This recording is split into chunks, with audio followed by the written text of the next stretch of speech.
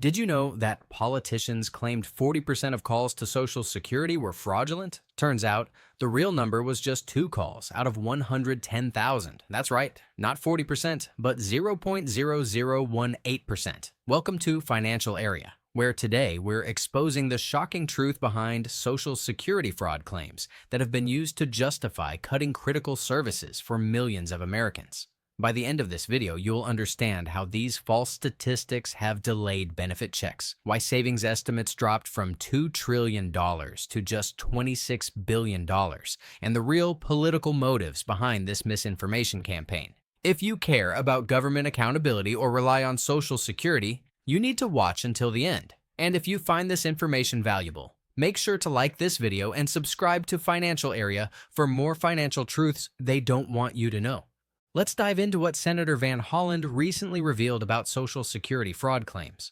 For months, politicians have been repeating that a staggering 40% of calls to the Social Security Administration were coming from fraudsters. This claim was used to justify extensive changes to how the agency operates. But when Senator Van Holland requested the actual data, the findings were shocking.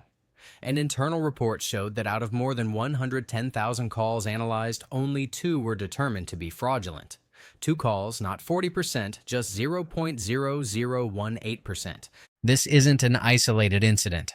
Time and again, government programs that serve our most vulnerable citizens face similar exaggerations about fraud. These statistics aren't accidentally wrong, they're carefully crafted to create a specific narrative. Notice how the original claims used vague language like potentially fraudulent or suspicious calls before being simplified to just fraud in later discussions. This deliberate manipulation transforms possibility into certainty in the public mind. If we look at legitimate data sources, the actual fraud rate in Social Security programs typically ranges between 0.5% and 1%. Comparable to or lower than many private financial institutions. The Social Security Administration already employs sophisticated fraud detection systems, regular audits, and dedicated investigation units. So why the massive exaggeration? The answer becomes clear when we look at what happened next. Based on these inflated fraud claims, the Social Security Administration temporarily shut down portions of their phone system. The immediate result? Thousands of legitimate beneficiaries couldn't reach representatives. Many had their benefit checks delayed during the system's security upgrades. Consider Martha from Ohio, a 78-year-old widow who depends entirely on her monthly Social Security check. When a payment error occurred, she couldn't reach anyone by phone for 3 weeks. She fell behind on rent and medications while waiting for her case to be resolved. This is just one example of how these false narratives directly harm real people. Since these fraud claims gained prominence, average wait times for Social Security services have increased by 47%. Application processing times for disability benefits have stretched from an average of 110 days to over 180 days. These aren't just numbers. They represent months of financial uncertainty for families already struggling with illness or disability. Perhaps most concerning is how these manufactured crises erode public confidence in Social Security itself. Recent polling shows that 68% of Americans under 50 now believe Social Security won't be there for them when they retire, up from 45% just 5 years ago.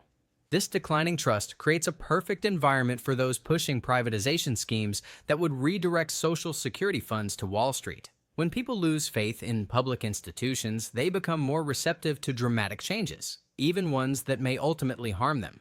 Now let's follow the money. When these fraud investigations were first announced, politicians claimed that they would save taxpayers $2 trillion over 10 years. That's an astonishing number, nearly 20% of the entire Social Security budget for that period. But within months, that estimate was quietly revised down to $150 billion. When independent experts analyzed even that reduced figure, they found the actual identified savings would be closer to $26 billion. 98.7% less than originally claimed. What's more troubling is that the investigations themselves cost hundreds of millions to conduct. When we subtract these expenses, the actual savings become even smaller. So why pursue such costly investigations for minimal returns? The answer becomes clear when we examine staffing changes at the Social Security Administration. During the same period, the agency saw a 12% reduction in workforce, despite a growing number of beneficiaries, as baby boomers continue to retire. Internal memos obtained through Freedom of Information requests revealed discussions about using the fraud narrative to justify these cuts. One memo specifically notes that heightened public concern about waste and fraud provides an opportunity to streamline operations and reduce personnel costs. This fits into a broader pattern where essential government services are first underfunded, then criticized for underperforming, and finally targeted for cuts or privatization. It's a strategy that serves particular political and private interests while harming millions who depend on these services. What would real accountability look like instead? First, we need honest, context-rich statistics about Social Security operations. Claims about fraud should specify exactly what's being measured and how. Second, we need transparent cost-benefit analyses for fraud prevention measures. If an investigation costs $200 million but only recovers $26 million, taxpayers deserve to know. Third, we need politicians to correct the record when their claims prove false, just as any business would be expected to issue retractions for misleading advertisements. Real fraud should absolutely be prevented. But using inflated statistics to justify cutting vital services isn't fraud prevention. It's fraud itself. The next time you hear politicians claim they'll save billions by eliminating waste, fraud, and abuse, ask for specific numbers and evidence. Demand the same level of accountability from government officials that they claim to seek in government programs. Social Security has served Americans reliably for generations.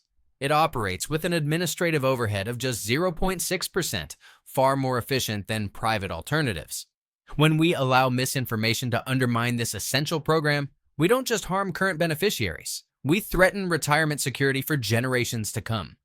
If you found this information valuable, please like this video and subscribe to Financial Area. We're committed to bringing you the financial facts you need to protect your future.